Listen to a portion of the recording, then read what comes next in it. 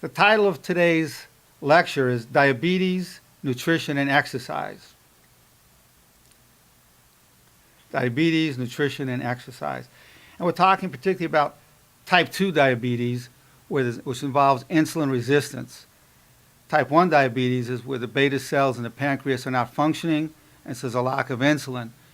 Primarily in type 2 diabetes, it's just that the insulin resistance is such that the glucose cannot be brought into the cells because the receptor cells are blocking the transportation of the glucose in, so the insulin is not effective.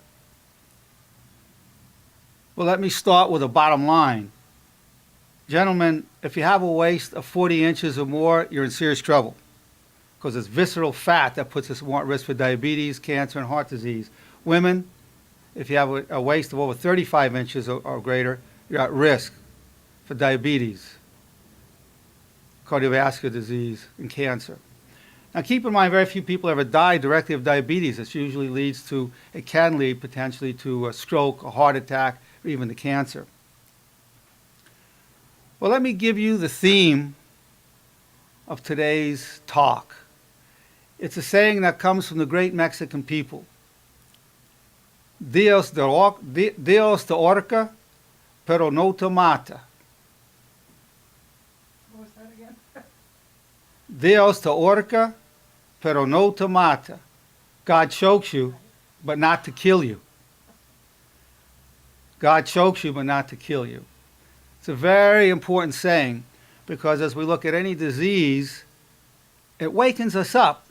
There's a spiritual gift within the disease where once we reach a disease state, which none of us want to, we start appreciating what's in life. We start valuing our life more because we don't value what we have until we either lose it or there's a threat of losing it. In diabetes or metabolic syndrome, which is a precursor to diabetes, is such a threat. So it wakens us up and ultimately can strengthen us if we then take the steps to correct the situation. So spiritually or emotionally, the disease should awaken us, give us perspective, and give us determination to gain power from it. Ideally, any disease, whether you're talking cardiovascular disease, cancer, diabetes, ideally, the disease itself should drive us closer to God. Why should it do that? Because for most of us, God is not the first resort, but the last resort. Dios te ahorca, pero no te mata. God chokes us, but not to kill us. The great Mexican people have that saying and incorporates all of this wisdom within it. So the metabolic syndrome, which is a precursor for diabetes, the fasting glucose level will be anywhere from 100 to 120, 125. 126 fasting glucose level is considered diabetic. The metabolic syndrome includes high blood pressure, low HDL, where good cholesterol is low, the LDL, the other cholesterol goes up, bad cholesterol goes up, triglycerides go up. And typically in diabetes and almost all diseases, there's an inflammatory state, which is reflected in C-reactive protein.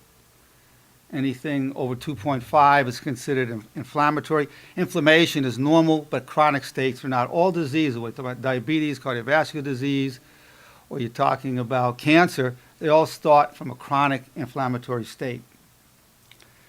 Now, a couple of the key concepts is that you want to, in terms of carbohydrates, you want to stay away from simple carbs. You want to stay away from processed sugars, processed foods. You want to stay with complex carbohydrates such as sweet potato, oatmeal, brown rice, not white rice. You want to stay off potatoes. The system will not recognize that it's a potato. It'll turn into just glucose. You can't have French fries, potatoes, anything white bread, white pasta. The good news is there's a great deal that can be done through nutrition, and Dr. Kanti will go into many of the supplements. I'll go in, and particularly from an Ayurvedic point of view, the great Indian culture, their approach.